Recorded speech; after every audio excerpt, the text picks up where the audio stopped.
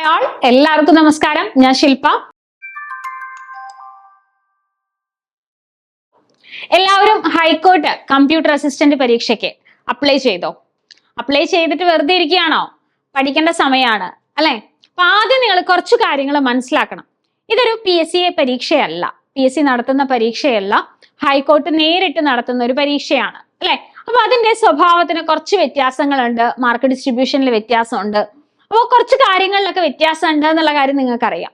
അപ്പൊ കുറെ പേരൊക്കെ നമ്മളോട് പറഞ്ഞിരുന്നു പ്രീവിയസ് ക്വസ്റ്റ്യൻ പേപ്പറുകൾ കാണുന്നില്ല എന്നൊക്കെ ഉള്ളത്.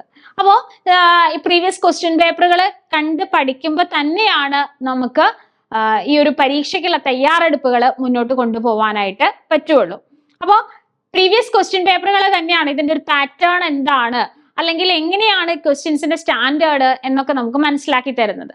അപ്പൊ കാലത്തിനനുസരിച്ചിട്ട് അല്ലെങ്കിൽ പരീക്ഷയുടെ മുഖങ്ങളൊക്കെ എല്ലാ കോമ്പറ്റേറ്റീവ് എക്സാമിന്റെ മുഖങ്ങളും മാറുന്നത് പോലെ തന്നെ ഈ ഒരു പരീക്ഷയുടെ മുഖവും കുറച്ചൊക്കെ മാറുന്നുണ്ട്. ഇവിടെ മാർക്ക് ഡിസ്ട്രിബ്യൂഷൻ വരുന്നത് എങ്ങനെയാണ്? 50, 20, 30 ഈ ഒരു പാറ്റേണിലാണ് മാർക്ക് ഡിസ്ട്രിബ്യൂഷൻ വരുന്നത്. ഇതില് 50 മാർക്ക് എന്ന് പറയുന്നത് കമ്പ്യൂട്ടർ പ്രൊഫിഷ്യൻസി ആണ് അല്ലെ? ഇനി അതിന്റെ ഉള്ളിൽ എന്തൊക്കെയാണ് വരുന്നത്? അതിന്റെ ഉള്ളിൽ വരുന്നത് നമുക്ക് MS ഓഫീസുമായിട്ട് ബന്ധപ്പെട്ടിട്ടുള്ള കാര്യങ്ങളെല്ലാം പഠിക്കണം. വേർഡ്, പവർ പോയിന്റ്, എക്സൽ, അത് ലേറ്റസ്റ്റ് വേർഷൻ വരെയുള്ള കാര്യങ്ങൾക്ക് നമുക്കൊരു ധാരണയുണ്ടായിരിക്കണം. പിന്നെ ബേസിക് ആയിട്ടുള്ള കമ്പ്യൂട്ടറിന്റെ കാര്യങ്ങൾ, ഇൻപുട്ട്, ഔട്ട്പുട്ട്, ഹാർഡ്വെയർ, സോഫ്റ്റ്വെയർ, അങ്ങനെയുള്ള ബേസിക് ആയിട്ടുള്ള കാര്യങ്ങളും പ്രധാനപ്പെട്ട സോഫ്റ്റ്വെയറുകൾ നമ്മൾ എന്തിനൊക്കെയാണ് ഉപയോഗിക്കുന്നത്. പിന്നെ അത്യാവശ്യം പ്രോഗ്രാമിംഗ് ലാംഗ്വേജിനെ കുറിച്ചിട്ടും ഡാറ്റാബേസ് മാനേജ്മെന്റിനെ കുറിച്ചിട്ടും ഒക്കെയുള്ള ഒരു ധാരണ നമുക്ക് ഉണ്ടാകണം. ആ ഒരു ലെവലിലുള്ള ക്വസ്റ്റ്യൻസ് നമ്മളിവിടെ പ്രതീക്ഷിക്കുന്നുണ്ട്. പിന്നെ 20 മാർക്ക് ഇംഗ്ലീഷ് ആണ്. ദെൻ പിന്നെ വരുന്ന 30 മാർക്ക് എന്ന് പറയുന്നത് GK ആൻഡ് കറണ്ട് അഫയർ ആണ്.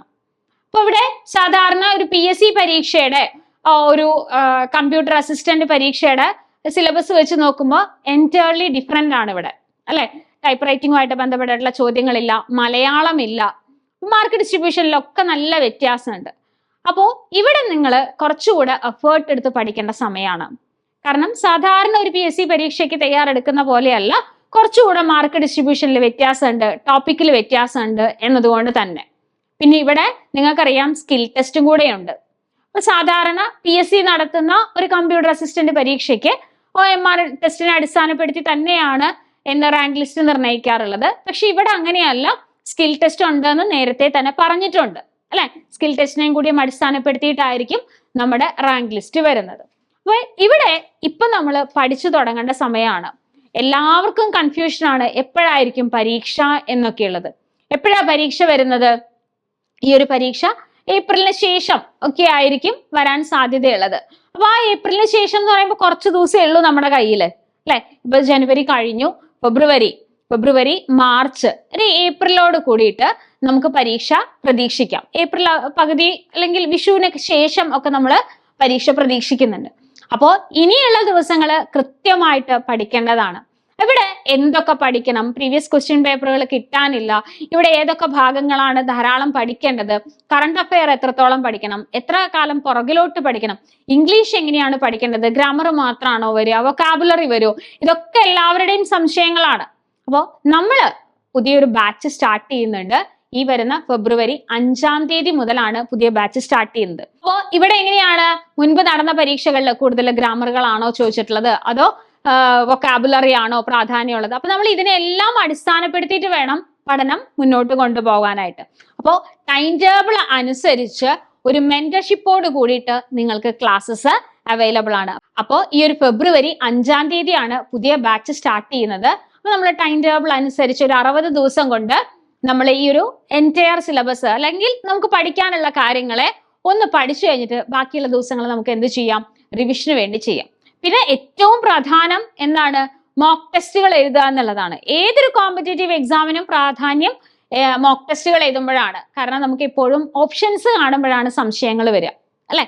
അപ്പോൾ മോക്ക് ടെസ്റ്റുകൾ എഴുതി മെന്റർഷിപ്പോട് കൂടി തന്നെ നമുക്ക് ഈ ഒരു പരീക്ഷ ട്രാക്ക് ചെയ്യാനായിട്ട് പറ്റും. അപ്പോൾ മറക്കണ്ട, അപ്ലൈ ചെയ്തിട്ട് എന്തെങ്കിലുമൊക്കെ പഠിക്കുകയല്ല വേണ്ടത്.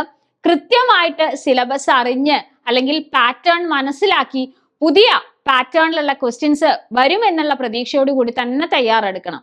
അപ്പോൾ അതിനായിട്ടാണ് പുതിയ ബാച്ച് സ്റ്റാർട്ട് ചെയ്യുന്നത്.